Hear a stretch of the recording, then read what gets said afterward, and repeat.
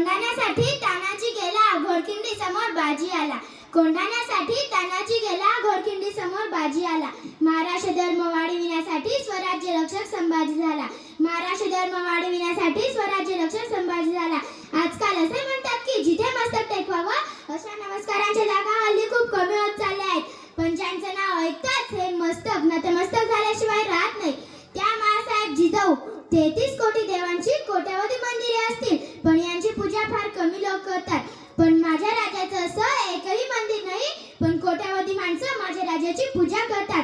ते जाणते राजे छत्रपती शिवाजी महाराज आणि ये संभा मर सकता है लेकिन बेईमान नहीं हो सकता असे म्हणणारे छत्रपती संभाजी महाराज या सर्वांना मानाचा मुजरा.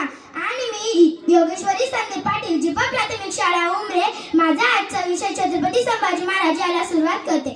मित्रांनो, छत्रपती संभाजी महाराजांचा जन्म 14 मे 1657 रोजी पुरंदरात झाला आणि तोफांचा गडगडाट झाला. सनई चौघडे वाजू लागली. सगळीकडे आनंदी आनंद वातावरण पसरले. भगवा झेंडा अभिमानाने फडकू लागला. सह्याद्री आकाशाच्या उंचीने दिल्लीकडे ताठ मानेने पाहू लागली आणि सह्याद्रीच्या कड्या कपाऱ्यात एकच आरड घुमली.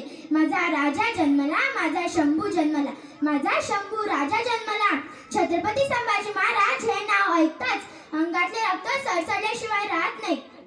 छत्रपती शिवाजी महाराज त्यांच्या मृत्यूनंतर गादीवर बसले ते स्वराज्याचे धाकटे धनी संभाजी महाराज. आणि संभाजी महाराजांना संपविण्यास आला औरंगजेब. अरे संपविण्यास शिवबांचे स्वराज्य औरंगजेब आला. सांग संभाजी तू कशी देणार टक्करी आला. 1 लाख सेवक त्याचे खजिना 33 कोटींचा विकत घेण्यासाठी आले. 5000 उंट आणि 400 घेऊन तोफा 40 नातू 22 ते सरदार अमीर मनाचा मेळावा भरदार. अरे पाहुणे हा भव्य देह दळवून जाई छाती भल्या भल्यांनी औरंग्याशी पत्कारली शरणागती. अरे कुठे हा वणवा कुठे शिवबाचा दिवा एका झुळगात विझून जाई येता मोगली हवा. 6 महिन्यात जिंकून घेईन बाळ शंभूची गादी. अरे बर्बाद होतील जे लागतील मोगलांच्या नादी. अशी प्रचंड दहशत होती मोगलांच्या त्या काळी. 6 महिन्यांमध्ये शिवरायांचे राज्य जिंकायचे आणि संभाजींना मारून टाकायचे. दक्षिण दिग्विजय जिंकायचा, महाराष्ट्र जिंकायचा आणि दिल्लीला परत जायचे असे औरंगजेबने ठरवले.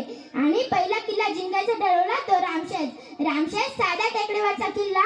औरंगजेब 7.5 वर्ष लढत राहिला पण तरीही तो किल्ला जिंकू शकला नाही. औरंगजेबच काय पण त्याच्या बापाला सुद्धा तो किल्ला जिंकता आला नसता.